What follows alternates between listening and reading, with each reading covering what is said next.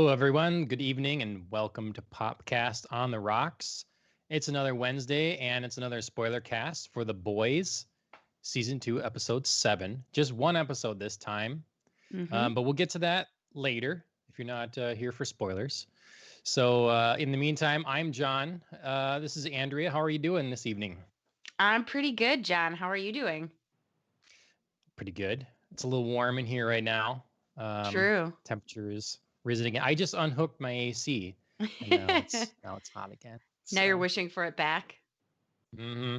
Yeah, that's classic Minnesota weather for you. Just throw up your hands because anything and everything can happen in 24 hours.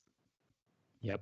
Mm-hmm. I just want to do a quick shout out to Iceman in the chat and thank him for stopping by this evening as we get our show going.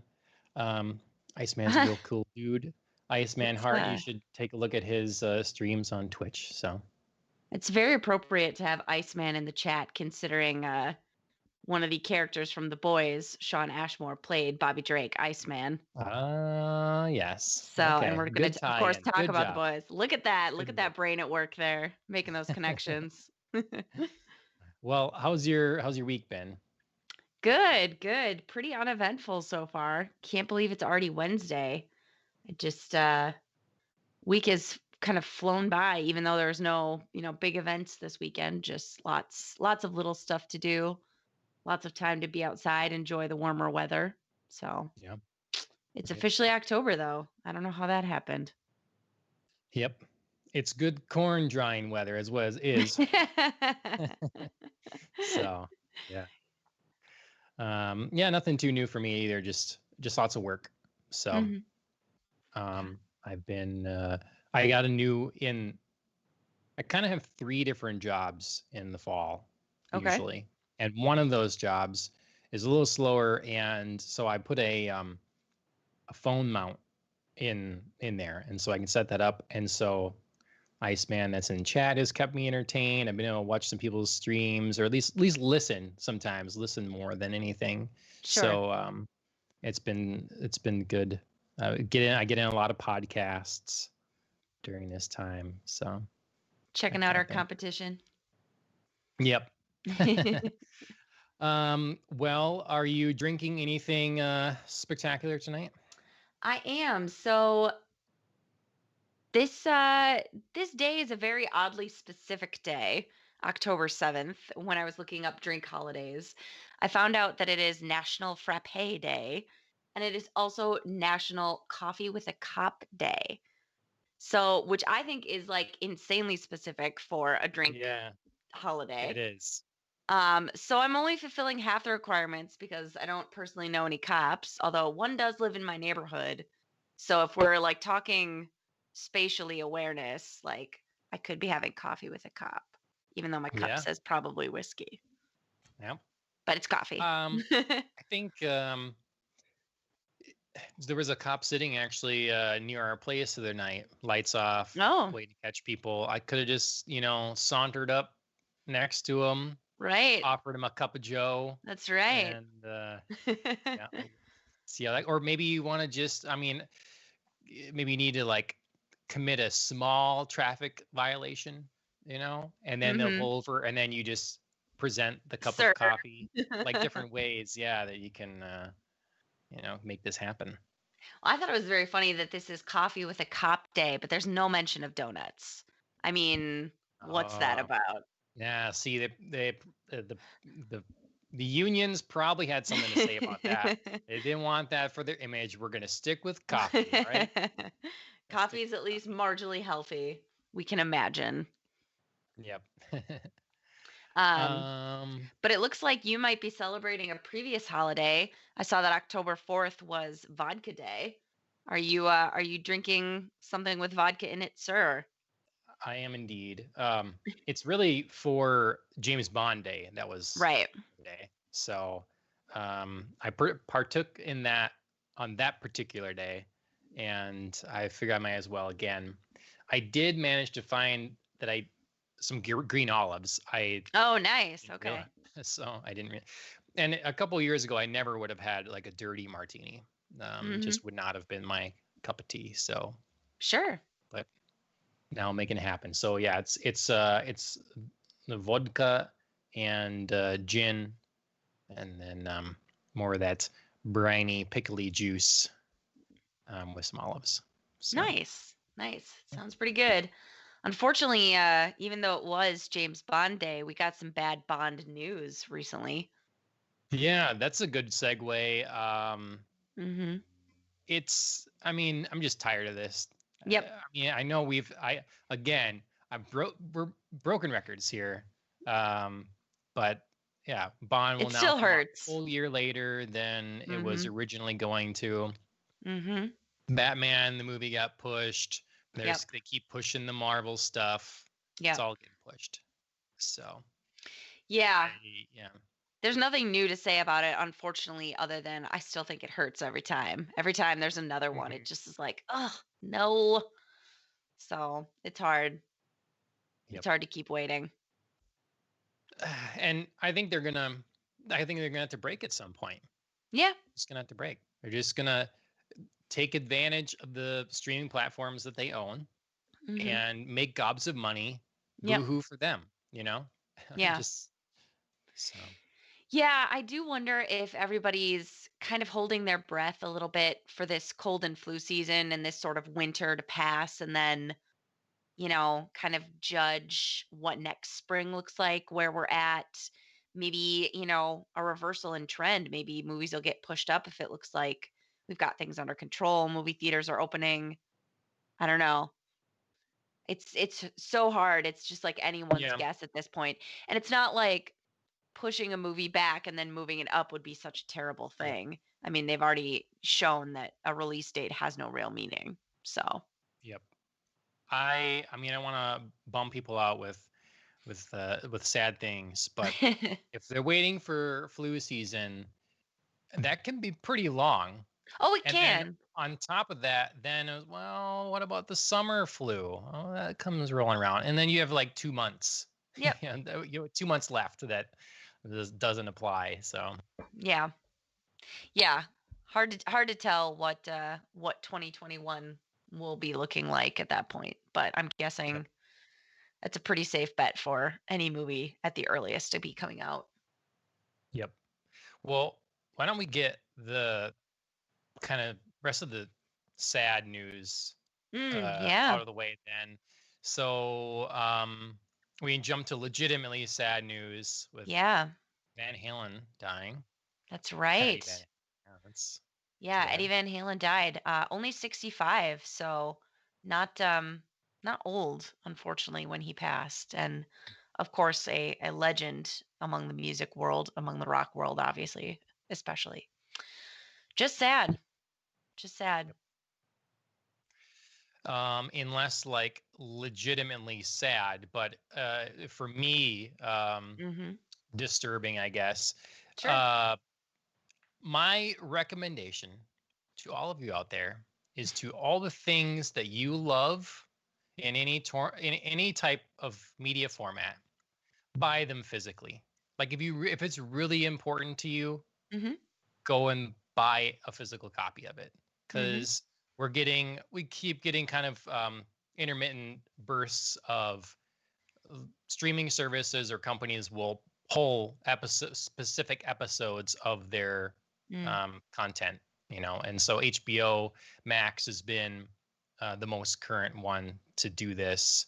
I think Gone with the Wind was one that they pulled and then they put back with a warning, Mm. and Okay. now they're permanently retiring specific episodes of some Adult Swim shows. Okay. So Aqua Teen and stuff like that. And like I never thought, oh well, Aqua Teen Hunger Force, that's very important to me, so I should definitely own that so it never goes away. But the Sure. thing you do love could go away, and besides the I just don't. Uh, it's a small piece of what can become a larger issue. But Yeah. that's my PSA. If you really love something, just buy a physical copy. I've been buying books, a lot of books, Mm-hmm. way more than I can read them. And I'm normally, I'll transition to just reading them on my iPad. And I've kind of gone away with that now. I've been buying physical books. They can't take it from me unless they physically do so. Burn my house down and that's it. So it can't be re-edited. I in the notes I wrote, 1984 continues because that's the book I've most recently been in. And the guy in there, as a quick aside, related, I guess, is that a guy in there, his job is solely there's a whole bureau that goes and they find every piece of every newspaper, every leaflet, every pamphlet, every television show, whatever, and they're there to keep it current with what Big Brother says is true. So if something changes, the situation changes or whatever, they must go and rewrite everything. And to me, this is that kind of thing. Like, oh, Aqua Teen Hunger Force never had an inappropriate episode before. Just forget that ever happened. That episode's gone and was gone forever. And it makes me sad because it could apply to important things at some point. And then also it's oh yeah, that was the other example. It's like recently they had Doctor Who, where it was really sad that we lost forever certain episodes from season Doctor number 2. And people were like bummed that we will never be able to see those again. That's the way we used to be not that long ago. Like, we're sad when we don't have an archive of something. We no longer have access to it. And now we're willing to just throw it away. So that's my little rant. And yeah, I mean, even if it's good advice, even if you're not thinking about like a TV show that could get removed just because of like, potential censorship. I definitely own a few things that they're my favorite, TV shows or movies or whatever.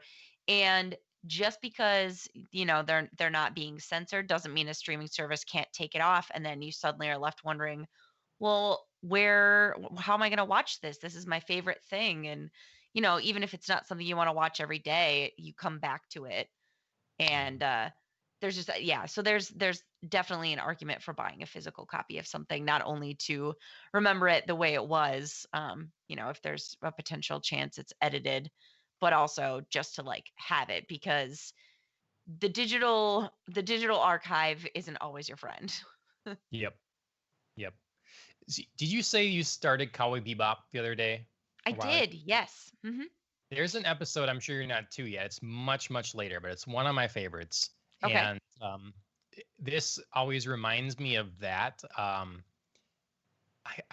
guess I won't say anything about it other than like they're using relics of the past for media. Sure. But let me know when you're done with the series because we could talk about it. And it was, this kind of thing reminds me of that. So sure. Well, now I'm intrigued. I'll let you know when I'm there. Speaking of anime, I guess, Burn the Witch. Burn the Witch just started on Crunchyroll the other day by the creator of Bleach, a show we have watched many a time. Yes. Have you seen the live action Bleach? No. Don't want to, or just like... Yeah, I don't really want. I basically skip out on all those. You watched Death Note too, right? The live action one. Yeah? Okay. All right. So I'm not into it. What are your thoughts on those? Well, I haven't watched Bleach yet. I just found it. Okay. So I don't know. But I thought Death Note was fun. Death Note was a good story that lent itself well, I think, to being live action. Like the very human mind games, even though of course there's like supernatural elements that aren't conveyed as well as they are in a cartoon or an animated setting. But like the live action main characters did very well, I thought. And of course, like I said, the sort of power struggle and mind games that are played out between the two protagonists do carry over well for people. So it was a good effort. I mean, I wouldn't pick it over the animated series, but like, well done. Okay. Yeah. I don't know. I'm certainly in favor of if you can do it, if you can make it great, I'm fine. I am in the minority, and I liked the Ghost in the Shell live action movie with Scarlett Yeah. Johansson. Okay. I know that it's a unpopular opinion. That's fine. But yeah, so I'm okay with stuff being done. I just usually, to me, it looks corny, and I don't see the need usually. Like, Yeah, I don't think there was a need. yeah, Like I said, the story wasn't told better. It was just still told well. right. Yep. So, Okay. Cool. Well, Burn the Witch, I have watched 2 episodes and enjoy it thus far. So, okay, yep. I have a question for you. So I watched the trailer because I haven't watched it yet. Does the title make sense at some point? Because I didn't really see much about witches in the trailer. Yeah. I At get this the burning point, part with the whole okay. like Okay. dragons Well, and at this everything. point, I can imagine something, but it's Okay, not it's really not even clear yet. suggested at this point. Yeah. Okay, Right. okay. Just curious. So, I opened up the trailer and watched it and just was like, that wasn't quite what I was expecting from the title. yeah. So It's some sort of cross between Bleach and Harry Potter. yeah, sure, I can see that. You know? Yeah. So, but I am a fan of the art, Hmm. and yeah, it's it's charming. It has a cute little dragon in it. So they have their whole like mysterious I anime does this well, and Bleach always did this well. Like, oh, here's a council basically of really high powered people, that Hmm. you don't know their abilities all and stuff or their backstory, but they look cool, Yep. and just like teasing you into it, that kind of thing. So, oh, and the sequel, the follow up to Inuyasha started as well. Yeah, I did Um, see that. I I didn't try that yet. Yeah, I I was haven't looking. I either. was have Just like yeah, 140 episodes of regular Inuyasha to go yet. So, right. Yeah, yep. it's cool that they started up though. Well, let's see what else we got. News wise, video.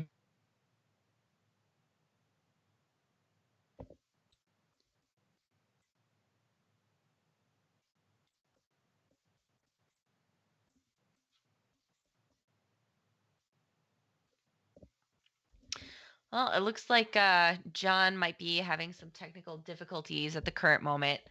So I might just go through a little bit of the rest of some news. Oh, except I saw movement from John there. Perhaps he's still with us.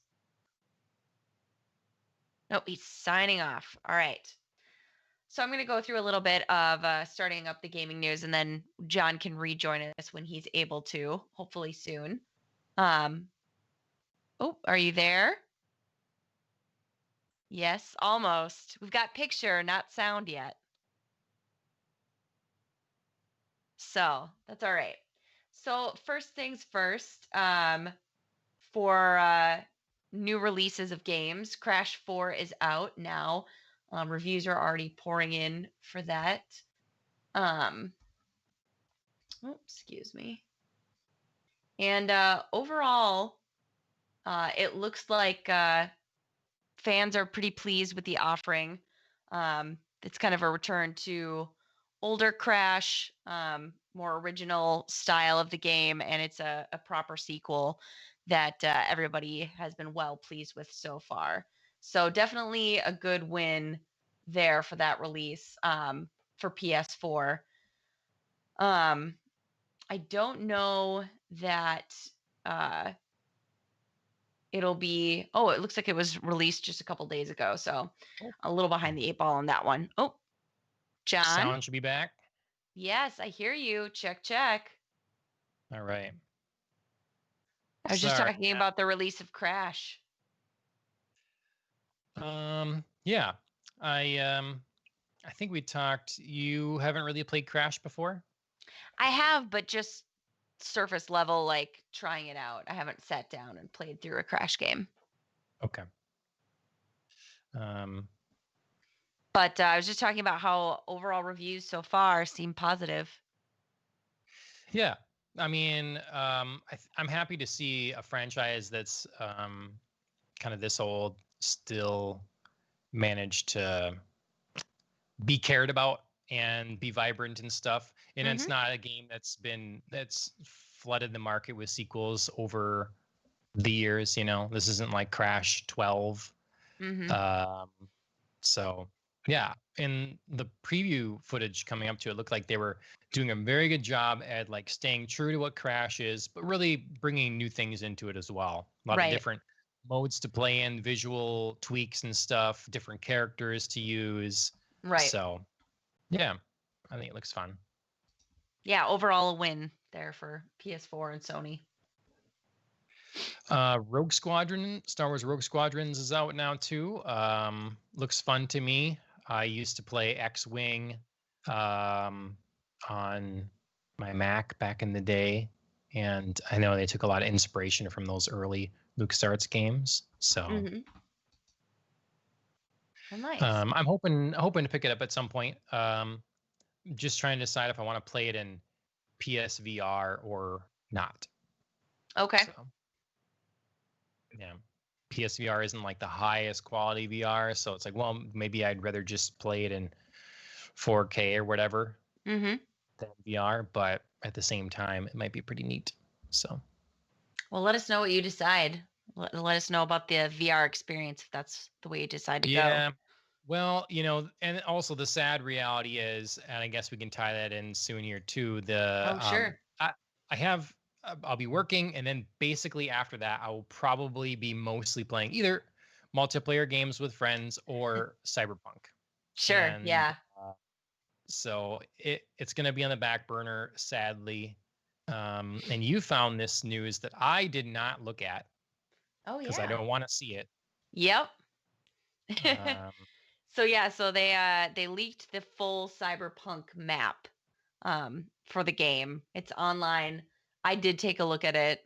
I didn't like study it or whatever, but it's just obviously a little bit more detail about the game's locations, how they're interconnected, and where you can go throughout the city. So it's just a first leak of probably, I'm sure, a few more.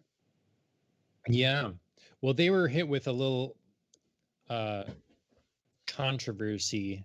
Controversy earlier about promising that they wouldn't implement crunch. It's called in the game space anyways. And then saying that seemingly reversing on that in the last little bit of time. And some people saying, well, you should just delay the game. But then it went gold just the other day. I saw that. So it's done. Sure, it's got some bugs in it, but it's done. Yep. So. Yep, it'll be ready for that November release date. Yep. In Nintendo news, got a couple things. I think they had a event today showing off some more of Hyrule Warriors and Pikmin. Yep. And then there's a sale. There's a sale, you say? A sale. For those of you with the Switch, there absolutely is a sale. Some of it's Best Buy, but I would say, I think actually 90 to 100% of it is on Amazon. And they are discounting games like Animal Crossing, Super Mario Odyssey, Legend of Zelda, some Mario games. So a lot of like classics if you want to pick those up. Interesting. Nintendo is, well, they're stingy and they are money hoovers. And their games don't go on sale a lot. So yeah, I thought that was pretty interesting that this was, I mean, they're not like crazy 60% off kind of sales. They're like 20, 30, but still yeah. Especially for Animal Crossing, I think that was the biggest sale. I would say if anyone has not, anyone that has a Switch and hasn't picked that up, they should definitely give that a look-see. Mm-hmm. I also recently finished Luigi's Mansion 3. Oh, cool. Ashley got that for me for, I think, my birthday. Okay. And so, yeah, I finished that. I mean, there's lots to do in there yet, but I finished the story. Right. And so that's on sale, 17% off, 50 instead of 60, looks like, on Amazon. I would highly recommend that game. I think the Luigi's Mansion games by some of the more mainstream audience, they're overlooked. And Sure. Luigi's Mansion 3 is just, it's very charming. It's super fun to just like vacuum up everything. You just like, oh my God, I dropped again. Didn't I? Oh, am I back? You're back. You're fine. Oh my God, what is happening? What is happening tonight? I We've don't had know. so few technical issues for a while. You know, the podcast gods. Oh, Alan says I never went. Okay, well, I got a message that said my stuff was down. So I'm gonna blame Skype right now. Don't make me go on another Microsoft rant. Gosh. Okay. Anyways, started. Luigi's Mansion 3 is great. Okay. So Yeah, it's kind of fun. I mean, like you said, overlooked, as Luigi often is. and then is this Adam Sandler in what is Yes. this? Yes. Okay, so Netflix has another Sandler movie called Hubie Halloween, and it's definitely like Sandler comedy movie. It's, in the vein of, Happy Gilmore, Waterboy, Grown Ups, that kind of stuff. But I've seen several reviews saying like this is like old school, actually funny, like well put together Oh, Sandler, kind of throwback to like his earlier stuff when it was good. So they're actually giving this like, depending on their rating system, like 3-4 stars. So I kind of want to check it out now because it's been a while since I've seen like an old-fashioned Sandler comedy. But I think he's put together like I don't know if maybe like Halloween's his thing now because he did Hotel Transylvania, which I thought was pretty cute. And now he's like, going live action for Hubie Halloween. But I think I'm going to check it out. I mean, speaking of Happy Gilmore, it reunites him with his co-star Julie Bowen. So she plays his love interest in this movie. Then of course he's got like all the regular guys, all his regular pals in it. And then I just read like a little spoiler that Steve Buscemi plays a werewolf in it. So I definitely need to see that. That might be worth it right there. Yeah. Is it coming out for Halloween or is it already out?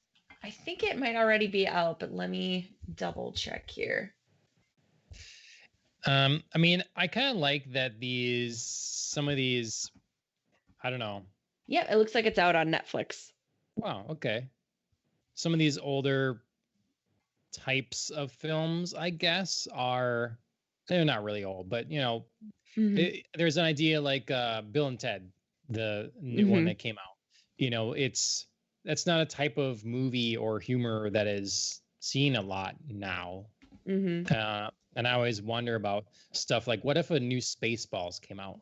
And not exactly Spaceballs, but like just that type of film. Yep. How would people react to it? What would people think? Does that just feel old now and no one cares? And so basically people love that because of the nostalgia and because of the time, or is it still relevant and still interesting? So it would be the same thing with Adam Sandler comedies, Yeah, I think there was a time he went a little too formulaic and was just kind of putting out the same thing in different formats, but I do think he has the ability to be creative and to use a formula but still be original about it. And I'm kind of hearing that that's what this is. Like some old school true to form Sandler.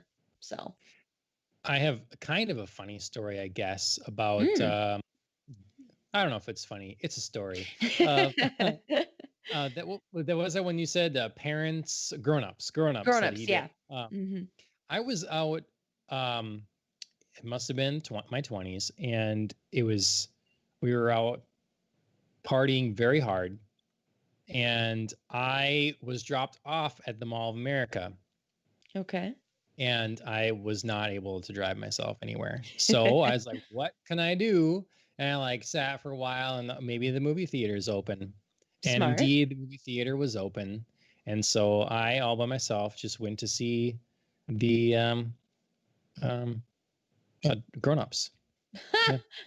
How do you remember it? Was it very funny? Do you remember I anything? mean, I enjoyed it plenty. I thought it was just fine, you know? Okay. I I think it was the only film that was close to appropriate starting time, you know. Sure. So Sure. that made the choice for me. And yeah, pretty good. Nice. Yeah, probably not bad to see like a comedy when you're, a little inebriated under the Yeah. influence. Yeah. Graham was released in 2010. Are you trying to figure out how old I actually was or something now? A literal decade ago. Yeah. That's so Yeah. crazy. 2010. So yeah, I was right. I mean, I'm in the Yeah. 20s. Yeah. Yeah. Like 22, 23, something like that. Yep. All right. Well, oh, one other thing. One other news story before we get to I guess the meat of it, Yes. the boys. That's right. Um okay. So it depends also. There might be one more thing depending if you prepared for it or not. Because I kind of in my head did a little bit, but not much. So Oh, yeah. um Resident Evil movies are getting rebooted. That's right. They're doing new ones, and they're going to be based around the first two games. Mhm. How does this sound to you? I don't know. I'm very hesitant about this. I mean, I just feel like the Resident Evil movies to me are Mila Jovovich and like that whole storyline. And I don't know how I feel like going for a reboot and if is it truly going to be about the games because I mean the current Res Evil movies are not. I mean they're Right. super loose, super loose. So yeah, tangentially they are, but I'd be willing to give it a shot if it was truly like the games. Um but yeah, I'm a little nervous for this. Well, it's that balance between how much is it like the games because, you don't want people to just know what's going to happen, you Right, know. of course. They want to change it, but I, I I guess my thing is I'm always worried when Hollywood proper is going to do anything I care about. Mhm. Yep. Like if this was coming to HBO or Showtime I would or love it on HBO. Netflix, something like that, I would have more excitement Mhm. built up for something like this.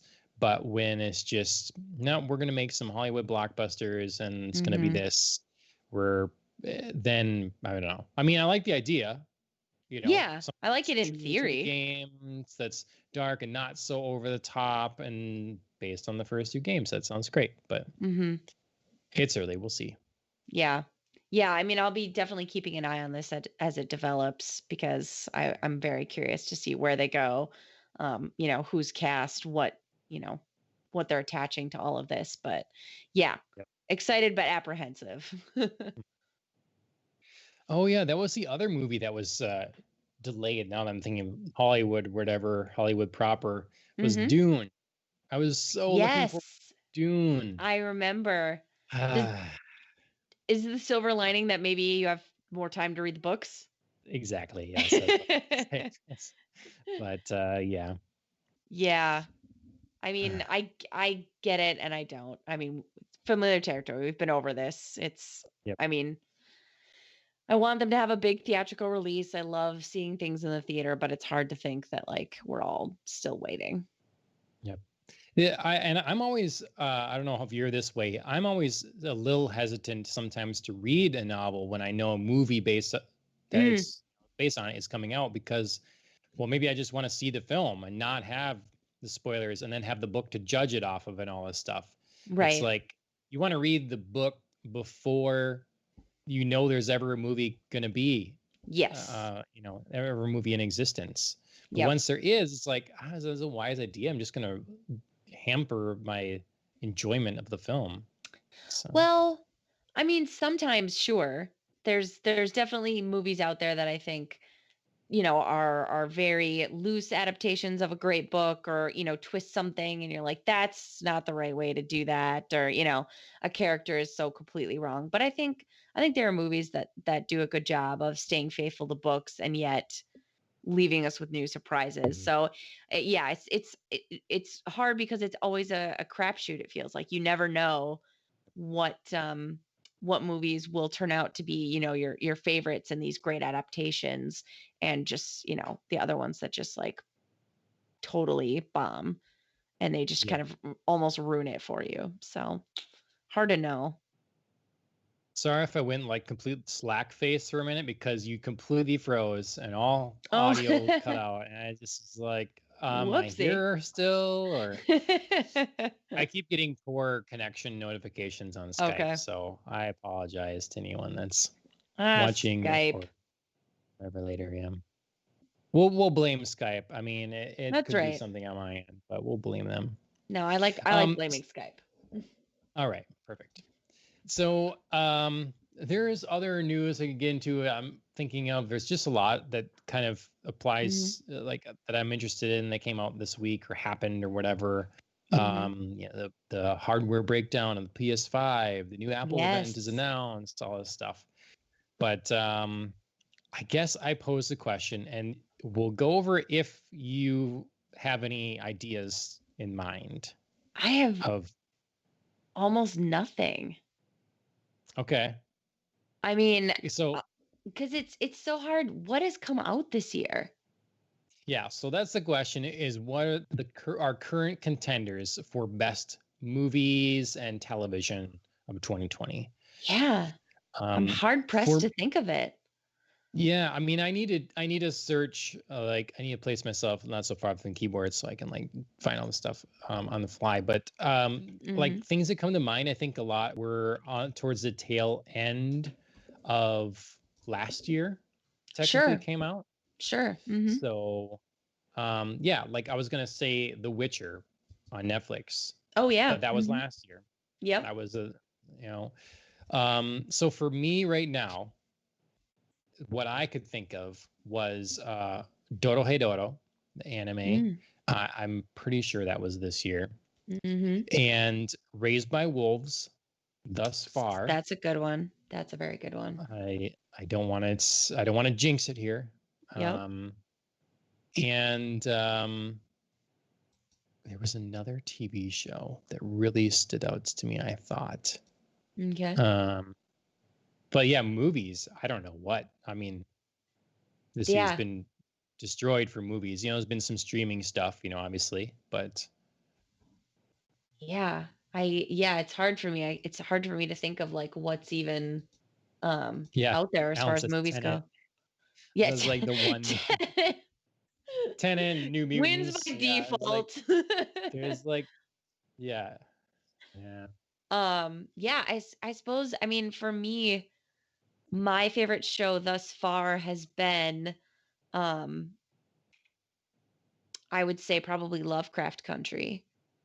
Okay. I'm a little biased because I was already excited for it to come out, but I love everything that they've done with it. So it might also be, it's hard because obviously that's what I'm currently watching as well. So I was really excited about that, but yeah, it's so well done. It's tough to do that when we're not done with them, Right. Yeah. Right. I mean, yeah, I would say Raised by Wolves is also definitely up there. HBO in general is just putting out a lot of great stuff, I think, right now. So like well done. We didn't get to see the season 2 of Doom Patrol yet. That's right. If that's yes, I'm excited about that. Or what? Yeah. We're in the middle of Boys now. I swear there was. Didn't we cover another? We didn't cover another TV show. I mean, obviously Westworld. Right. But just Violet Evergarden, the movie. Yeah. No, I Mm, think Westworld was early this year. okay. Yeah, going into the spring. That's right. May Yeah. or something like that. Yeah. Mhm. Hmm. Yeah. Yeah, good question. I Well, mean, yeah. I it's mean, kind of just funny, like how will this year play out in terms of like, you know, the movies of the year and whatnot? Like, what's even going to be available? Like, can you even hold yeah, like an award season or, you know, it, I mean, yeah. Do you know what I'm saying? Like, it's just it's yeah. so foreign. Like, there's going to be such little choices out there. If you even try to mount like some sort of, award season or ceremonies or, awarding because it's Hmm. tradition and we want to carry on tradition, is like something like the Oscars Best Picture just going to be whatever because you have almost no choices? Like, are people going to look back and be like, ugh, mediocre, like terrible? It's just, yeah, very, very interesting to I me. Oh, I Alan provided I a think helpful little all of list my of, stuff. Yeah, okay. So here's the top 10 highest grossing films quickly. oh Bad my Boys for Life, God. Sonic the Hedgehog, Birds of Prey, Doolittle, Invisible Man, Call of the Wild, Onward, Oh, Tenet, Gentleman, and Fantasy Island. Okay. So, oh, you know, there are some definite bad movies on this list.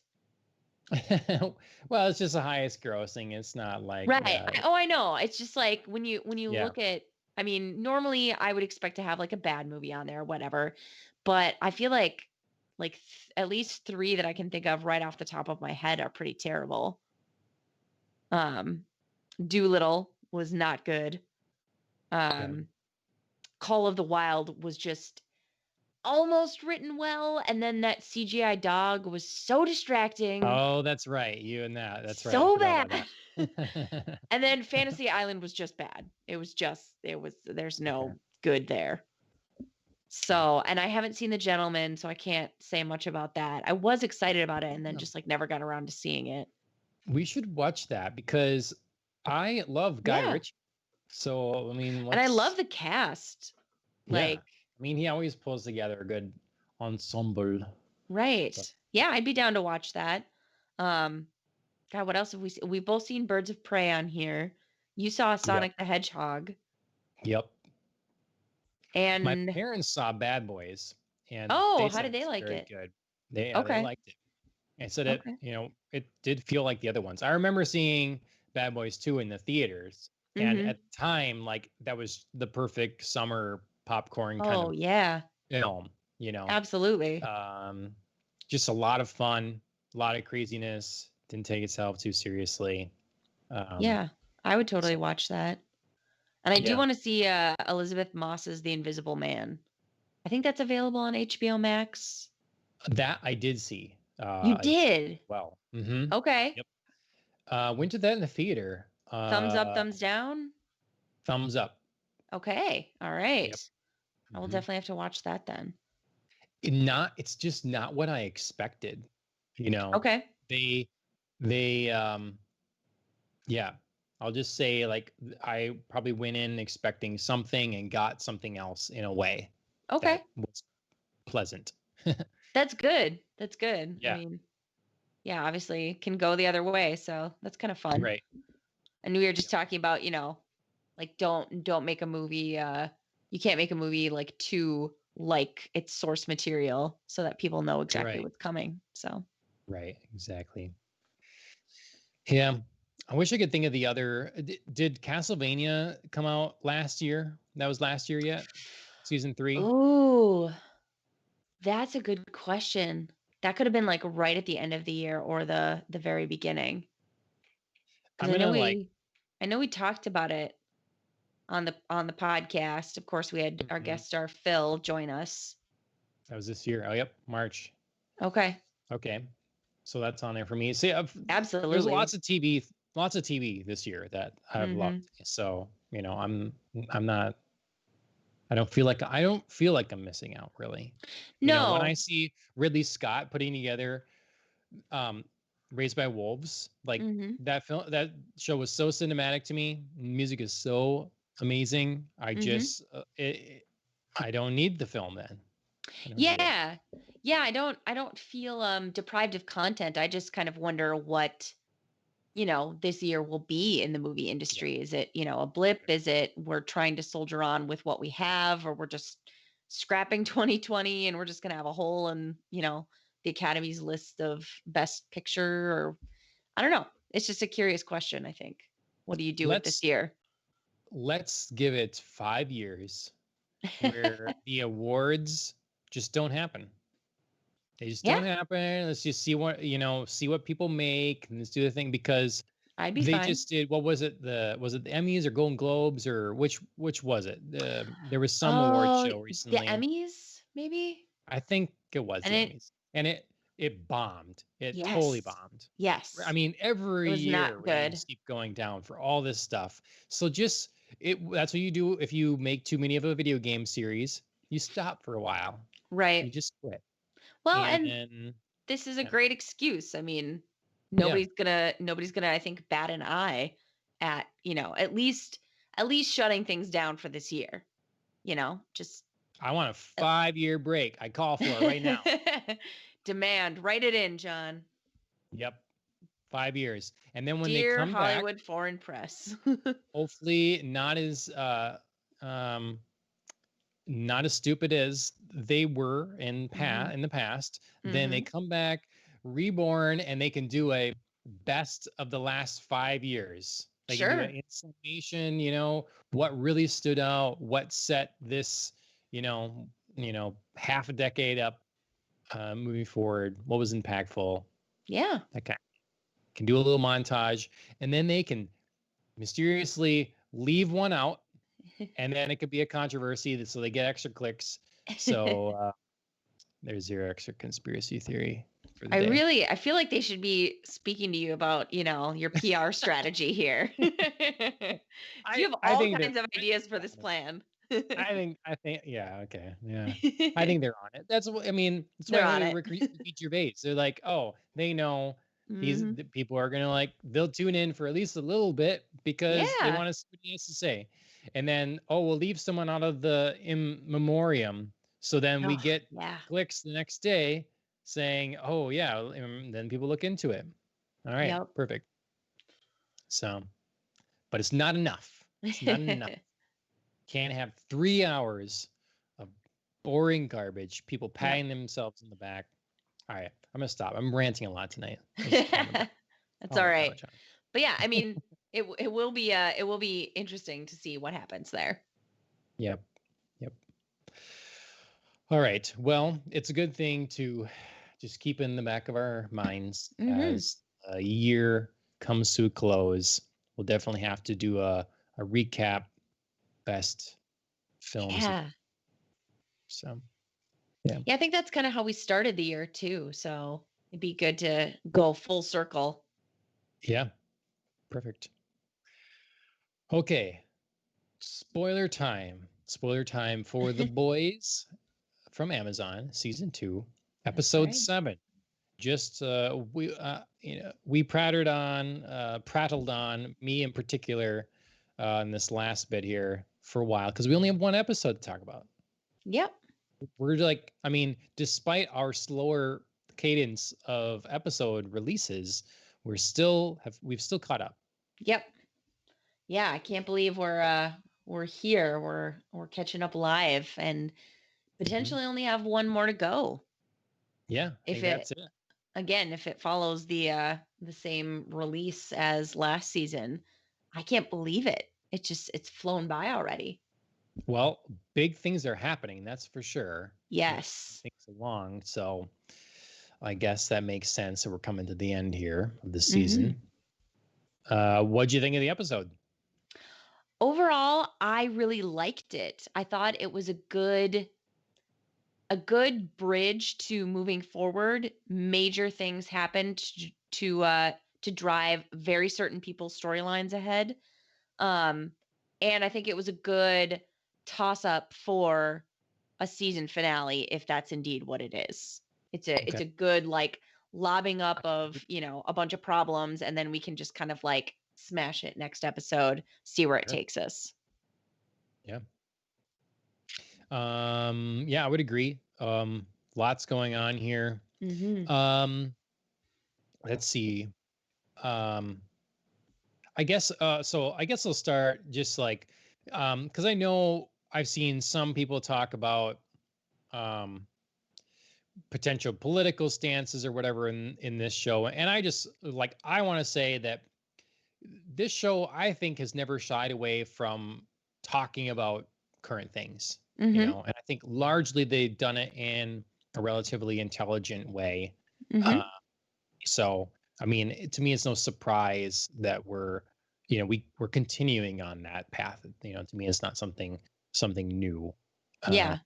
so I don't know if you've heard talk about that or not or whatever, but Yeah. I mean, to me, it fits in with the way the show has been. yeah, I don't see it as anomaly or, kind of them shoving it in there, and you're just like, this doesn't fit, this isn't on brand for the show. Um, of course it speaks Oh no, to. you froze on my end. Oh, I You did? froze. I froze. Get me out of there. Um, oh, I Okay, I'm clearly I checked back. Twitch and I'm back. All right. Go Okay. me. um so yeah, I don't think it's um odd that this show talks politically, and why not? I mean, it's set in America. It's set in the present moment. Um, and that's where we are right now. That's sort of problems that America is dealing with. I think political division, social media kind of hounding us into thought bubbles from, which there is some escape, but often little resistance. And it's easy to use those platforms, both political and, media wise, to whip people into a frenzy about something, which this show very clearly conveys. Yep. Hmm. So, I mean, I don't take it as very politically pointed, but I think it makes a point about politics in general. Absolutely. And the problems, again, like I said, we face. I've had issue with the series over at specific times where I feel like they try too hard, Mm, or they are too specific. But it's not. You know, I guess the point that comes the instance that comes to my mind is sure. when Starlight's being catcalled way back when or whatever, Yeah. and we talked about how it's like, yeah, that seems a little forced to try to Yeah. drive your point, and I kind of let it go because at the same time, you know, there's a lot of humor in the show. There are times, plenty of times, it doesn't take itself too seriously, Hmm. and there's also a balance of, I think, pretty deft, you know, precise or like intelligent Hmm. use Yeah. of satire and Hmm. commentary. Hmm. So I kind of let it go, and so I know Yeah. they're gonna make their mistakes in my mind and not, but overall, Hmm. I appreciate generally the way that they go about um, just talking about, like you say, things that are in the current day. And it's not often for me to say this because I so often these days want to um, pull myself away from anything Hmm. that's related to what's happening today. I just is as escapism, you know, you want something that allows you to escape. Hmm. But in a way, this show is not that. So, you know, and I've kind of come to expect it. So, Yeah. It is in the sense of, of course, this world is like ours, but with one very, very yeah. major difference. Hmm. But yeah, it's sort of a blend between what you experience in the real world reflected in a way that, of course, couldn't possibly be your experience. So there's an element of escapism, but also a sense of relatability and like this sort of understanding that you get, Yep. and a different viewpoint, maybe because you have this tool to use, which is, of course, superheroes are real. Yep. So yeah. And I think again, what they do with have you ever watched the remake of Battlestar Galactica? No, not with any regularity. I've seen like one Oh, episode. you sh- Should. Okay. Well, that was a show that reached some level of controversy when it was first coming out because Right. of the parallels some people drew to a specific events happening in the show to what they felt was happening um, today. But Sure. the interesting thing is, you talk to different people and they would see different things. Mhm. They'd say, "Oh no, that's this side in real life, and that's Mhm. this side in real life." It would be different. And so I think that that's what generally I appreciate that I think this show does well enough is that you can see what you want. You can Mhm. get out of it, as art, you can get out of where you're coming from. Mhm. You get that back. So Mhm. um that's I guess my piece on that. Yeah, Um it was a good way to open this episode, of course, like the next level of um saturation in the media about, Homelander and Stormfront kind of driving this narrative and like getting it everywhere. yep. Everybody's talking about it. It grows exponentially and you're sort of inundated and inundated and inundated, and it's inescapable, and it starts to become obsessive. No matter what viewpoint you hold on an issue, whatever it is, you become obsessed with like Yep. learning more about that. You have to know the latest. It starts out as background noise and suddenly you can become like this poor guy in the opening who Yeah. mistakenly murders somebody because he feels that they're a threat. um Yep. it can just totally twist up your whole life, and it was so sad to see like this normal person become this kind of indoctrinated Mhm. fellow. So And that's where like I generally see okay, well you're going a little far, but they make their point, you yeah. know. Mhm. And I think that I think anyone can see largely that people as we currently stand have issue with the level of information that Mhm. we're exposed to on a daily basis now Exactly. versus what we've ever been before. Exactly. um People before would they get they get the news from their neighbor. They Mhm. talk to their neighbor, people in the community. It'd be the town gossip, and then it'd Right. be the new local newspaper, and it Mhm. was just what's going on there. And then it Mhm. starts to expand, and it's like statewide, countrywide, Mhm. worldwide. Yep. And when you used to have, well, I'm going to pick up the weekly newspaper and that's Right. my source. Right. Maybe I sit down and watch, 6 o'clock news or something. Mhm. Things are different now. And I think this episode does such a great job of, as you'd mentioned before, basically how people can be whipped up into, I mean, there's a reason we have the stereotype of a mob with pitchforks, Mhm. like that they're going to be at someone's door because I don't know, they think they're a witch. um that's that's human nature. Mhm. And it was easy to do back in the day with very little access to information.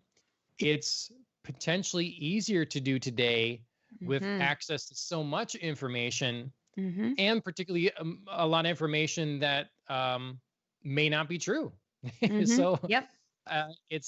this episode, whichever way you come down on it, is I think it's an important thing for parents to understand and for people to understand, like Mhm. we're not equipped generally speaking to handle this sort of inundation Right.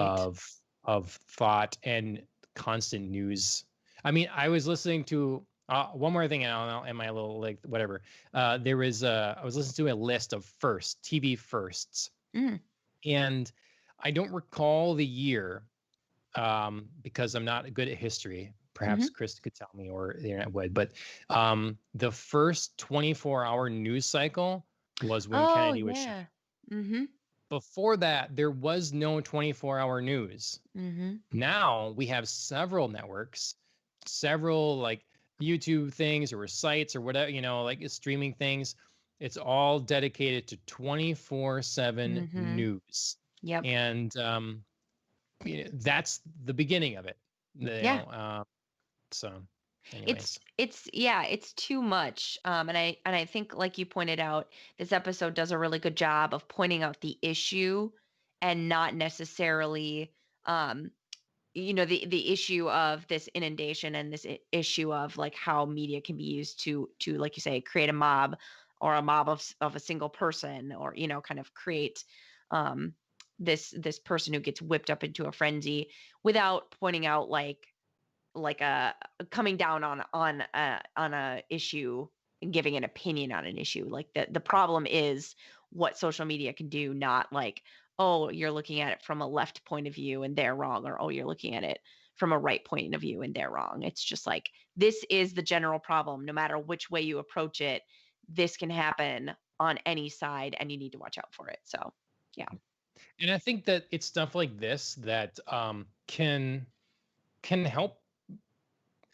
I hope I don't feel. I hope I don't sound like I'm getting too political here, because I pride No. our show on not being political, but just in general thoughts and stuff. I really I think this is the kind of thing, not necessarily this show in particular, but this sort of thing that can bring a lot of people together. Mhm. Because when you listen to people on all sides of whatever spectrum, a lot of people can agree on a number of things. They just disagree on who is to blame, basically, but they have so many of the same core issues. Yes. And so this episode tackles some of those issues. And I think the show makes it relatively, available who they see as where, but it doesn't matter. The point is still made. Exactly. And the point still applies across the spectrum. Yeah, exactly. I listen to all these tech podcasts, and they're the complete opposite of the political spectrum as myself, but they often complain of a lot of the same things I do. So I think that they are talking about largely universal things here. I think it, as always, science fiction, fantasy is a good place to talk about those things. Yeah. Well, the heavy intro. Yeah, the important question is, who makes up the first favorite lesbian couple? Yeah, I saw you ask about that. So I'm thinking it's Ellen and Portia. I think they still have Ellen and Portia in this alternate universe. They are now, but not when they filmed this. So that's what I'm thinking, right? She's been canceled for a while. I don't know. But like, tell me who else. I know. Who exactly? Who else? So I'm thinking it has to be. Like, out of tradition, out of this show being kind of shot before Ellen's issues, and for like in this like fictional, world where Maeve has just introduced herself as a lesbian, they're too new. So they're not gonna like just rock it up to like be everybody's number one favorite over like Ellen. So that's my shot. Ellen and Portia. I have to say that's where my mind went first, but because I can't think of, like I said, I can't think of anybody else. If I like, not that I can't think of other lesbian couples, but it's just I can't think of anybody that like ubiquitous. Well, generally, yeah, exactly, right. So, well, if I had, if I was part of the press and going through the media and the directors were there, this would be the one question if I had to ask. What couple was it? So, but anyways, yeah, we got to see Maeve. Her girlfriend is running out on her. She can't cope with what she found out about Maeve. In a sad moment, it's like, Maeve says, I always, you always wanted to see the real me. And this is the real me. And now you're scared. So, she leaves anyway. Yep. Yeah, that was a tough moment because I'm really, really liking Maeve, and I really understand where she's coming from, but I also get where Elena's coming from. So it's hard to kind of be mad at anybody in this situation. But Maeve's got some, I think, I really wasn't all that super interested in Maeve in like season 1. And then season 2, she's become one of my favorite characters, and this sort of like whole, coming out storyline, trying to help Starlight figure out how to, deal with Homelander. Mhm. I've really felt like she's got some compelling stuff going on, and she's really developed as a character for me. So, plus she's also the one superhero who has forced Ashley, the relentless PR hound, Yeah. into having a Yes. human moment, which I thought was just like super poignant and amazing. So, I feel so bad for her. She's such a sad character. Maeve or Uh, Ashley? Okay. Ashley, just like she's just trampled on all the time, and Yeah. yeah. Yeah, Mm. she's definitely not only Homelander's tool, she's kind of everybody's tool. You know what I mean? She doesn't really have a whole lot of autonomy even when she thinks she does. So, she's got it So rough. the second important question is, Yes. what was the deep in a porn, as you mentioned, or is it about him So and, and I being acted? I think it's just about him, but I think so too. I definitely when Lamplighter first like brought up the whole like he's got porn for everybody, I definitely had no trouble believing the Deep was in a porno. Not at all. Like no trouble at all. Yeah, but wouldn't the brand have trouble with that? That's the thing. I The think company. so, but I mean, it could have been before he was the Deep. I mean, as we see, not everybody kind of gets their big break right away. I mean, Lamplighter was like, I was always going to be in the 7, like I was a prodigy, like I was, blown up. Yeah. But like Starlight came into the 7 when she was much older. So I just thought maybe that like one of the Deep's things early on in his career would be a porno that somehow Lamplighter got his hands Well, I have to on. say that's a good porn star name. The Deep? It's an The Deep. excellent porn star That's a name, yeah. right? I mean, are there any other? I mean, Lamplighter. That's all right, I guess. You could I'm make a Lamplighter. couple, Maybe I'm gonna light your fire. right? You could make like a couple So, stretches of jokes there. yeah, but the Deep. That's good. Yep. Or So all aboard the A train. All right. I mean, I guess that's all right. that was pretty good. So yeah. Totally a very, very weird sequence. Huey babysitting Lamplighter, who's just like, I'm gonna watch some porn about my friends all day. Yeah, Um, I think yeah, but it, I've done that somewhere, but it's yeah, weird. I mean, it ended up kind of working out in a weird way that like, you know, Huey used porn metaphors to be inspiring. Yeah. I mean, it sort of weirdly worked, and it was a great levity moment, and I loved Huey's kind of closing line about let's not be the guy who sits on the sidelines. Let's go and be the guy who like gets to get the Yeah. girl, and then he Right. slips in consensually and I right as they know. It's leave. like It was what a it was weenie. It's I just thought that was really what funny. Like yeah, it it was was just a funny parting line. yeah. Yep. So Yep. It's true to his character. And what yes. I thought was a little odd was, to me, I didn't get this from Lamplighter in the last episode. I didn't realize that he was sort of like this, I don't know, ladies' man sort of thing. Um, just gonna watch, like you say, porn Oh in the yeah. daylight.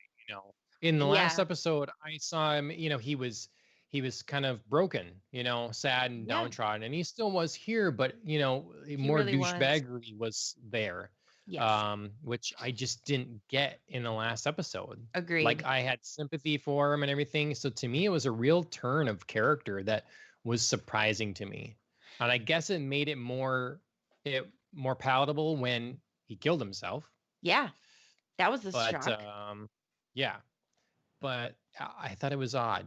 Um, I agree. I agree. I believed his sort of attitude of, I'm totally turning, like I'm gonna testify before Congress, like I'll do your little song and dance, like now I'm a dead man, but it doesn't really matter. Like I bought all of that, and then suddenly he was like, I want to watch porn.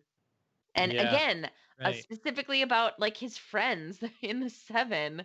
I mean, they weren't his friends anymore, but they were at one point. I would not, I don't know, watch porn about my friends. And then his whole like, they learn that of course Starlight is in trouble and is being held in Vought Tower. They go to sneak in and he's like, yeah, this is the back door where I used to sneak in college girls and stuff. And I was like, what? Like, Yeah. who It was are on you the right base. now? Like, why? Yeah, I don't know. It was a weird character choice. It wasn't the worst, I guess, because like you said, now that he set himself on fire and um, killed himself, it's slightly more palatable. And perhaps Huey lopping off his hand was made more palatable that way too. Yeah. But Yeah. Maybe that that was was the point. a shocking sequence. Well, you froze again on my end. It's Oh, probably me. It's probably Skype. dang Skype. Okay. Yep. All right. I'm fine. There we go. Yeah, no, you've been good the whole night. I just like it just freezes on my end, and Sure. and then I'm not sure if I'm still there. Well, with that little comment, Andrea, now I'm thinking about like what the kinds of porn would be that all my friends are starring in. Oh no. What did I open up here?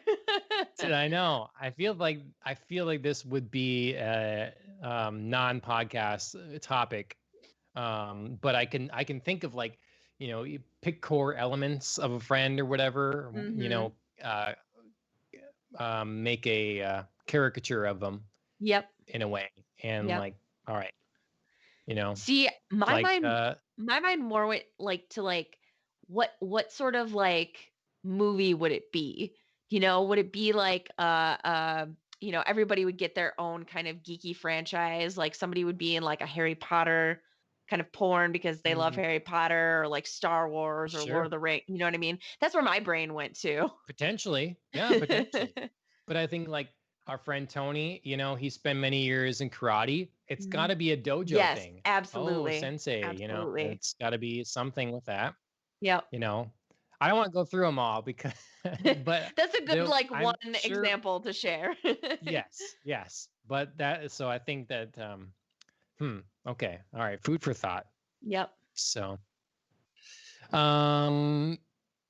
in other, oh my God, holy balls moments, Black Noir. Yeah.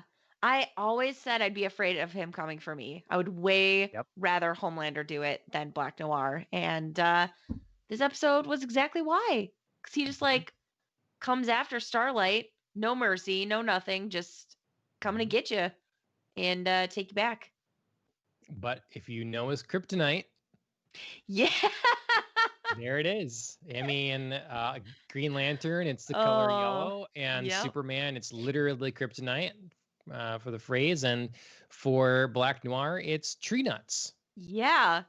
The weirdest. I mean, I love it. It's so just like normal and stupid, and he's got the EpiPen, and Yep. it's fantastic. It's so great. Yep. I did not see that coming, Queen Maeve stepping in. No. So that was pretty great too, that she obviously heard the ruckus going on and decided to save Starlight once again. Yep. By feeding Black Noir and Almond Joy and kicking away his EpiPen. That was Yep. classic. It does always make me consider the security or lack thereof. Like, really, man. Yeah. We're gonna walk in. A lot of people getting around Vought Tower, just kind of We're gonna unnoticed. start fighting, and then yeah. I mean, I suppose everybody was at the hearing for Congress or like going off site and prepping or whatever, but it's still, I mean, security's still there. right, Yeah. exactly. It was a little lax. But yeah, I thought it was fun that we got to see, this sort of interaction, and of course, officially now, Maeve putting herself out there, possibly to be on somebody's hit list, but also getting to see a little bit of Black Noir's face. I mean, we didn't get to see the whole thing, but we got like the bottom half. Kind of burnt or something, huh? Yeah, scarred in some fashion. Burns, poison, something. Something, yeah. Or that could just be, unfortunately, some natural ailment. I'm not sure. Yeah. But yep. Yeah, Side an effect interesting of the bee. Yeah, could be. But it was an interesting moment, of course, to see him partially unmasked. Yep. So that was interesting. So I assume he's dead then. Did you assume that as well? Black Noir? Yeah. Not necessarily. It was a little open ended. I mean, of course, he was. We don't know how allergic he is to tree nuts, Mm-hmm. so could be it kills him in a matter of minutes, or he has time to go crawling for that EpiPen, because it certainly didn't look like Maeve, even though she kicked it Too away. far. She didn't like stick it around to see Yeah. that he didn't get it. So question mark. I mean, I don't know. I kind of hope not, because I'd love to see his character again, but I Mm-hmm. mean, I don't know what that would mean for Maeve, and I really like her, so we'll see. Yep. We get Huey breaks Starlight out. I see you mentioned that like you can't really feel sorry for Starlight's mom. I completely agree. Yeah, I I just just can't. don't care about her, No, She's no, unlikable. she is. So She's weird. She's needy. She got yep. too chummy with Stormfront about, and just bought into her like, I'm so great. I've been the greatest mother, and Yep. you should forgive me. And I'm past her. Totally past her. Yep. Yep. I thought it was very impressive that Huey cut through bone with a broken bottle. Yeah. Wow. Quite not even possible. Nope. In any reasonable length of time. Nope. So That's why you literally have bone saws for that kind of thing. Yep. But I mean, Huey's stepping up, doing what needs to be done. Yep. I mean, he needed to figure a way out of there. So he's growing. Yep. I just remarked that cults are fun. Yeah. We got to see more about, and it's so perfect with the Deep, and then now A-Train at the Church of the Collective. Yep. And he asks what do you think of, what's his name? Eagle something? Yeah. Eagle the Archer. Yeah. He's great. And then, basically he's a suppressive person. Oh yeah. When you mention it, he was kind of terrible. So that's right. Everything changes on a dime in a cult. You just have to be ready to roll with the party line. Yep. Mm-hmm. Yep. The party line, the way you say it. Perfect. All right. Yep. We get more with what's his name? I'm blanking on his name. Main character. Homelander? Nope. Huey Butcher? Australian Butcher. Butcher. Yes. We meet more of his family. Yeah. First we met his dog and his aunt, and now we're meeting his mom and his dad. Yeah. So big step up. We can see why he is kind of a terrible person. Yeah. Yeah. So his dad. For me, but I'm sure you're fine. So you go ahead. I'm going to keep going because I was so excited. The second I saw his dad, I was like, stop it. It's Denethor. It's Denethor from Lord of the Rings. Denethor is Eomer's father from Lord of the Rings. So I was definitely dying a little bit inside. I love this casting. It's super, super funny for me. Yeah, so we learned that Butcher's parents are not the best people. Not only did his mom call him up and lie about the fact that, of course, his dad has died, which she at first tells him to get him to come see her. But then she sort of keeps them out on the deck of the hotel where they're staying at so they can have a chat, basically about Butcher's dead brother, and how his father like always preferred him in Butcher's mind, and they've got a whole back and forth about how tough or strong his brother was, and if his father abandoned him, did Butcher abandon him? Is Butcher like his father? Of course, we certainly see they've both got tempers, and they've both got this sort of like fighting spirit, but yeah, it's right. Not a great confrontation, and nobody comes out of it looking pretty, for sure. Right. You did note that he is a Lord of the Rings actor. That's right. So that's cool. Denethor and Eomer, totally different father-son combo from Lord of the Rings, but here they are. Typecast.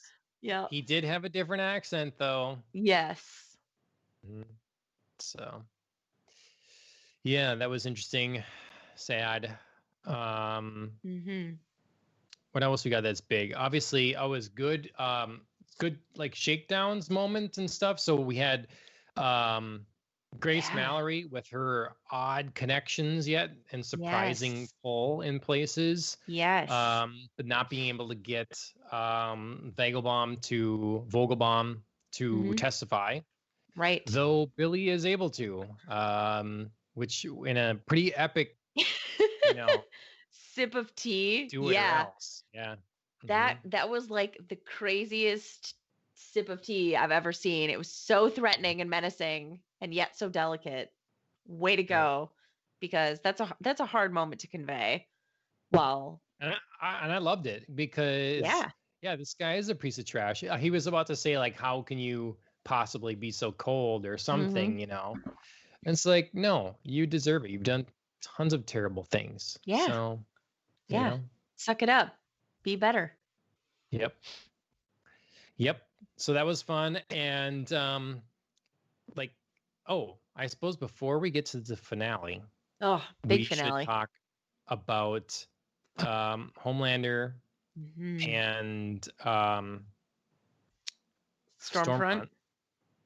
And obviously they're like on this campaign that, from the outside looks like they are just trying to get congressional approval and we need more soups and all this stuff, like just more accepted in society for having superheroes. And of course, we now know better Stormfront's true motivations. Yes. So behind this. But then like the side elements to them is how she misses her child and she can kind of maybe now have an adopted one. Oh my God. Yeah, Homelander so creepy. So creepy. So yeah, the second they were at that rally in like the first 10 15 minutes of the episode, and she's looking longingly at this mother and daughter and being like, oh, that used to be my daughter 80 years ago. And Homelander's like, well, I think I've got an idea. The second he says that, I was like, they're gonna go take Homelander's kid and she's gonna be his new mommy. And surprise, surprise, I was totally right. Like, so effing creepy that they just pry Ryan away from Becca, and they're not even like shy about it. Stormfront's basically like, don't worry, kid, like you're leaving your mommy, but you'll have a new mommy now. Like, well, so creepy. Becca shouldn't have necessarily seen this coming, but they did. She did provide them plenty of ammunition. Absolutely. I mean, if you're this kid's getting old enough and you keep him completely in the dark, that was a really a smart line of thread to pull there. Is like, don't you like anything that kids like that are your age? You have no, of course he's being kept from the outside world, but the idea of like that's a potential out that your child is mad and he knows that he's being held back and he's got powers. And you start making if you're just gonna like, oh, we're gonna live here peacefully and contentfully, and it's gonna be perfect. I'm gonna shelter you. Yeah, it's at some point that's gonna shift, and here it is. Yeah, she did kind of tee up that resentment for Homelander to just take and use pretty easily. It's like there's certainly something to be said for, protecting your children and, keeping them safe, and especially being concerned about that when they have superpowers. But there's definitely ways that you can still introduce them to fun things, introduce them to outside activities without encountering that deprivation sort of feeling or that resentment of you've kept me totally from the world. So like, I just think about like, I mean, why couldn't he like go to an amusement park or something? I mean, I know you're maybe worried about like team sports and what if he gets, too into it and like, uses his strength against another kid. Sure. Okay. Like be cautious. But like, yeah, like this kid lit up like a Christmas tree when Stormfront mentions Votland and going on, all the amusement rides and seeing your dad's movies and stuff. And it's like, yeah, these are kind of normal things that you maybe should have thought of. Well, and I'm guessing he's not allowed, generally speaking, to go and do any of those things. But Right. as far as seeing, having like information access to the rest of the world, and then being put in the understanding that you're Homelander's kid and you're being kept here because of that. Right. Like, we're gonna live here. I know that's a lot to like put on a child, but at some point you do need to be honest with your kid. Right. I suppose this was forced upon her, but it didn't look like she was going to change this at any point. But at some point it's going to hit. Right. The kid's going to want to do something else. It's not going to buy into this fake world that he's been placed into. Right. And I think one of the biggest mistakes is not letting him like understand that he has powers and trying to use them, because you're not going to be able to just lock that away. That's like trying to make someone that is super gay not gay, or that's like trying to, whatever. You're suppressing a part of someone that is not going to be suppressed. Like, or changed. Right. Mm-hmm. So it's, bad call. But, parents are human, so. They are. And unfortunately, Becca's paying a heavy price now, obviously, for keeping Ryan from the truth, because, he allows Homelander and Stormfront to take him away. So now they're going to be separated. So clearly, I think she's going to be reaching out to Butcher to help her get her son back. Yeah. I think that's a pretty obvious next move on her part and the show's part. Yep. Well, then for our finale, unless we're missing something, I said this is Red Wedding level here. This is. It is. It was nuts. Crazy. Yes. So we're in the courtroom. Oh my God. Hearing is about to begin. It's getting introduced, and pop goes the judge or whoever is presider. I'm not sure. Yeah. Mm-hmm. Pop goes his head. Yeah. Shortly followed by Vogelbaum's head. Yeah. And then several other people in the room. And a lot of other people in the room. Yeah. And no one there seems to know what's happening or know who's responsible. So this is very interesting, because I always assumed that what's her face in the last episode that escaped, that we already saw pop one head. Oh yeah. Was responsible under the orders of what? Stormfront. Yeah. Sure. Mm-hmm. Yeah. And but Stormfront seems bewildered here as well. Now, if that's for the cameras, I don't know if there are any. Well, yeah, there were. It was on news, but yeah. Yes, it was on C-SPAN. Yeah. I think it's really interesting that both Vought and non-Vought people got their heads popped. So you sort of aren't really sure who's doing what and what they're doing it for. Was the main goal to really get to Dr. Vogelbaum, but then just like make it seem random, or, like an attack or something, and get these other people who might, as a side bonus, put you in danger as well. Who's doing this? Who's behind it? And how does it work? And the superheroes seemed stunned. They didn't seem to know what to do.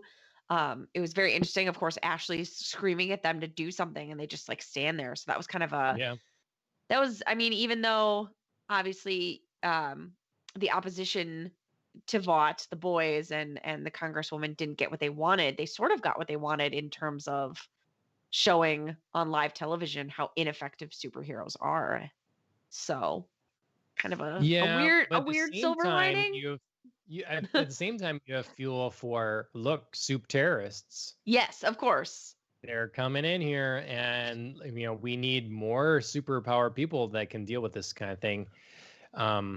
It could be Cindy from the last episode that escaped, just wanting to sow some chaos. Totally. You Totally. know, she's used to going by like I'm brought out for a job or something, kind of go by orders or whatever, Yeah. um, because you know they have something over me or they give me something I like or whatever. But now, like Sure. being out and just, but it seems odd that she would care and happen to be there to Yes. do this.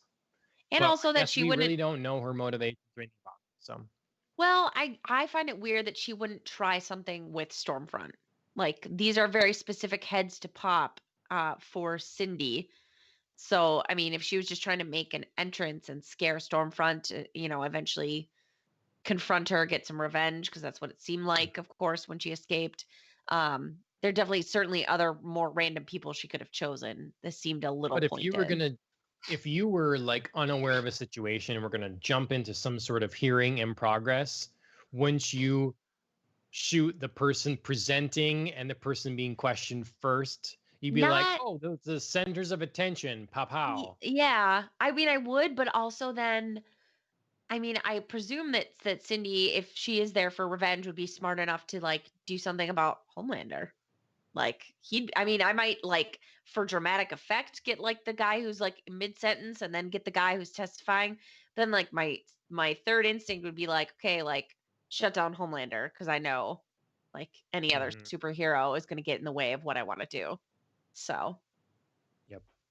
Well, I guess what I'm saying is I can see it being Cindy, sure. but they're going to have some explaining to do to make that really make sense if that is the Yes. case in the next episode.